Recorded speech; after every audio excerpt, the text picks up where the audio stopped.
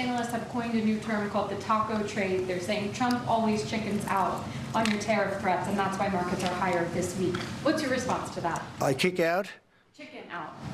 Oh, isn't that nice? Chicken out. I've never heard that. You mean because I reduced China from 145% that I set down to 100 and then down to another number? And I said you have to open up your whole country. And because I gave the European Union a 50% tax tariff, and they called up and they said, please, let's meet right now. Please, let's meet right now. And I said, OK, I'll give you till July 9. I actually asked them, I said, what's the date? Because they weren't willing to meet. And after I did what I did, they said, we'll meet anytime you want. And we have an end date of July 9th. You call that chickening out? The president that thinks his political success came in part because of all the childlike names that he called his opponents can't take the fact that Wall Street analysts call his trade policy the taco trade policy. Trump always chickens out. And just like accurately calling him a fascist, these labels wouldn't exist if they weren't obviously true.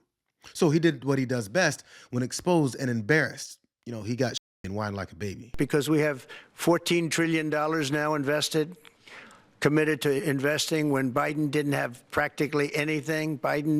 This country was dying. You know, we have the hottest country anywhere in the world. I went to Saudi Arabia. The king told me.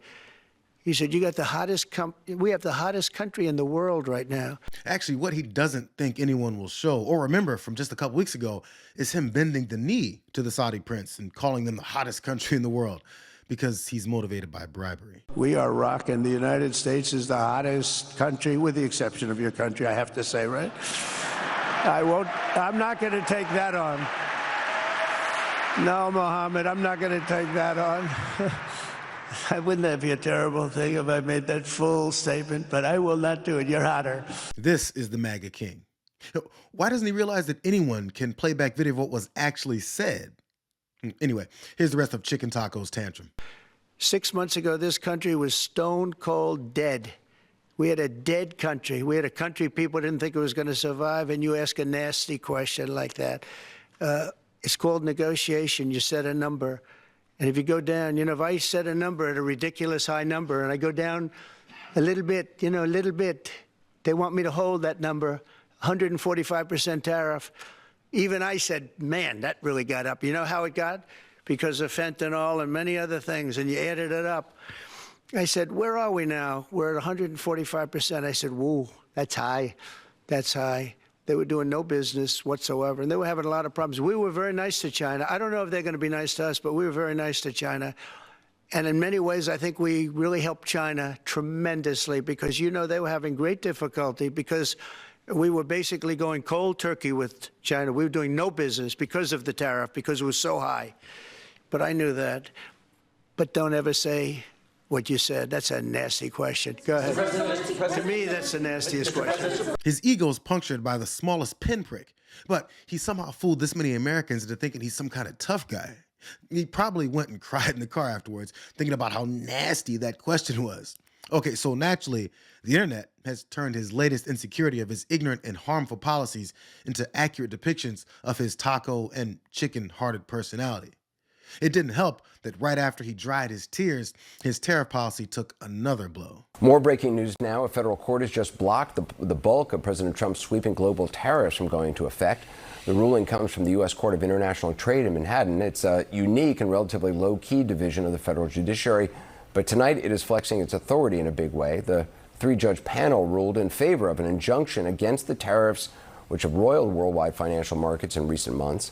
Unclear right now whether the injunction is temporary or permanent, but the decision is potentially massive political, economic, and legal repercussions. The court's blocking Trump's power grab and madman takeover of our trade policies naturally forced his snarling press secretary to come out and read their fascist screed against the ruling. Last night, the Trump administration faced another example of judicial overreach. Using his full and proper legal authority, President Trump imposed universal tariffs and reciprocal tariffs on Liberation Day to address the extraordinary threat to our national security and economy posed by large and persistent annual U.S. goods trade deficits.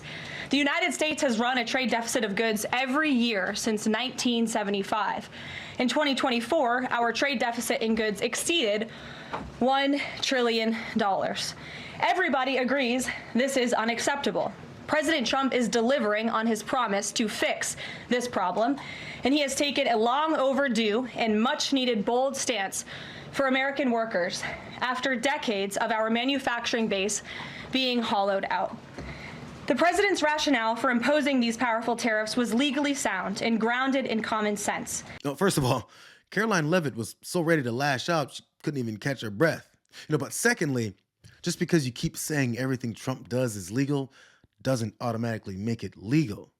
Again, that's fascist, which is why Trump's propaganda czar, Stephen Miller, also said the judicial coup is out of control. Ellie, is this a judicial coup? What is this court? No, this is a fully legitimate federal court. I should note, this was a 3-0 opinion. The 3 judges on this court were appointed by President Reagan, President Obama, and President Trump. So I don't know where they're getting this coup language from. This is a huge setback for Trump and his administration. As big a deal as the tariffs were, this is as big a deal in the opposite direction. It essentially pauses, for now, rules illegal and unconstitutional almost all of the tariffs that have been in place. And the core of the ruling is this. Typically, it is Congress that controls the tariff power. However, Congress can pass laws giving that power to the president in certain instances. They did that years ago in a statute called the IEPA, the International Emergency Economic Powers Act. Trump then declared, okay, we are in an international economic emergency because of our trade deficits, because of other economic worldwide factors. And this court unanimously 3-0 said that is not an economic emergency. That is not what the law means. Having trade deficits, which we've had for 49 years continuously, that is not an economic emergency and has now struck down for the time being all of those tariffs that were put in place on Trump's first day and then on quote-unquote Liberation Day, April 2nd. Notice how the balance of power between the executive, legislative, and judicial branches is the consistent battle that this administration has every day. Here's more of what Caroline Leavitt was yelling about, though. 3 judges of the U.S. Court of International Trade disagreed and brazenly abused their judicial power to usurp the authority of President Trump to stop him from carrying out the mandate that the American people gave him.